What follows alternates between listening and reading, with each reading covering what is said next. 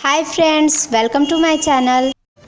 आज का हमारा टॉपिक है क्षतिकारक कीट पतंगों से फसलों को बचाना, प्रोटेक्शन फ्रॉम पीट्स। तो लेट्स स्टार्ट द वीडियो।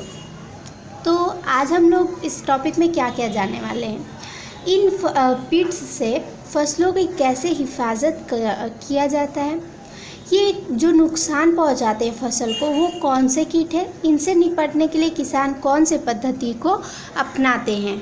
तो सबसे पहले हम लोग जानने वाले हैं नुकसानदायी कीटों को। तो नुकसानदायी कीट है चूहा, टिड्डा, दीमक, गोबर में रहने वाले कीड़ा और बैक्टीरिया, छत्रक, विषाणु भी जो बुरे बैक्टीरिया होते हैं वो भी नुकसानदायी कीट होते हैं। तो अब जानते हैं कि ये कैसे फसलों पे हमला बोलते हैं। जो टिड्डा होता है दल के रूप में फसलों पर हमला बोलता है। गोबर का कीड़ा फसलों के जड़ों को खा करके उसको नुकसान बहुत ज़्यादा पहुंचाता है। उसके बाद बैक्टीरिया, छत्रक और विषाणु से कई तरह के फसलों में बीमारियां होती हैं। जैसे छत्रक से गेहूं में मरीचा रोग होता है, बैक्टीरिया से विल्ट रोग होता है। इससे बचने के लिए किसान दो तरह की पद्धतियों को अपनाते हैं। वो पद्धति है, पहला रासायनिक केमिकल, दूसरा है जैविक बायोलॉजिकल। तो पहला टॉपिक रासायनिक पद्धति को जानते हैं। रसायन पद्धति में किसान बहुत तरह के रसायन का यूज़ करते हैं। इन जो नुकसानदायी कीट है उनसे फसलों की हिफाजत करने के लिए, जैसे DDT, BSC मैथिलीन पतंग के दमन के लिए यूज़ किया जाता है। सल्फर तांबे के विभिन्न लवण से छत्रक का दमन किया जाता है।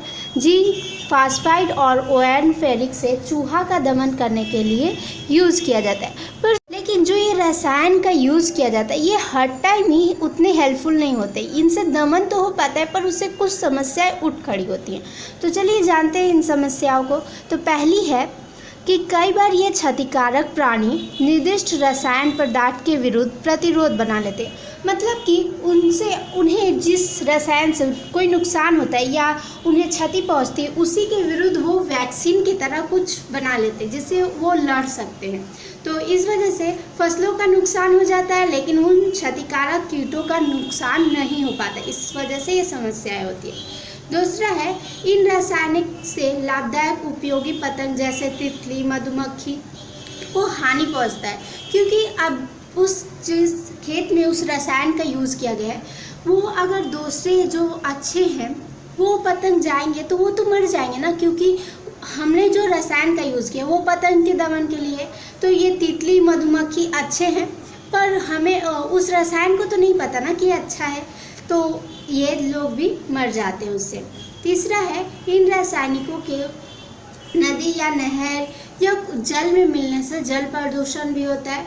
चौथा है, हम जिस फसल में, जिस पौधे में, जिस वो में यूज़ कर रहे हैं उसमें ये जाएगा रसायन, ठीक है।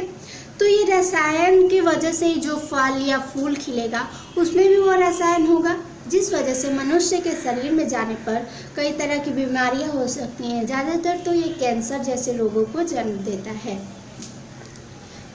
तो इसी रीज़न की वजह से हमेशा जैविक मतलब रसायन पद्धति का यूज़ ना करके जैविक पद्धति का यूज़ किया जाता है। जैविक पद्धति मतलब क्या है? एक जीव का वो पद्धति जिसमें एक जीव का प्रयोग दूसरे जीव की संख्या को नियंत्रित करने के लिए किया जाता है। नहीं समझे? चलिए इसे फॉर एग्जाम्पल से समझते हैं। जैसे मकड़ा, हाड़ा, भीमरूल, गंग, फ्राइडर और कुछ तरह के पक्षी, ये हमारे फसल के फ्रेंड्स हैं, ठीक है। ये तो जब कोई फ्रेंड मुसीबत में होगा तो ये तो हेल्प करेंगे ना, तो ये हेल्प करते हैं। क्या करते हैं? मोथ, रस सोचक, कीड़ा, दीमक जो होते हैं उन लोगों की संख्या, उनको खा करके उनकी संख्या को नियंत्रित करते हैं। तो यही है जैविक पद्धति। तो और क्या है? बैक्टीरिया, प्रोटोजोआ, छत्रक और वायरस, ये क्या करते हैं? जो पौधे हैं, फसल हैं, उसके जो नुकसान करने वाले जो कीट हैं उनके ही शरीर पर परजीवी यानी कि उनके ऊपर ही रह करके उनकी संख्या को नियंत्रित करते हैं। तो ऐसे बैक्टीरिया और प्रोटोजोआ, छत्रक और वायरस हेल्प करते हैं। कौन? जो गुड बैक्टीरिया वायरस है, ठीक है। Thank you for watching, take care, bye bye.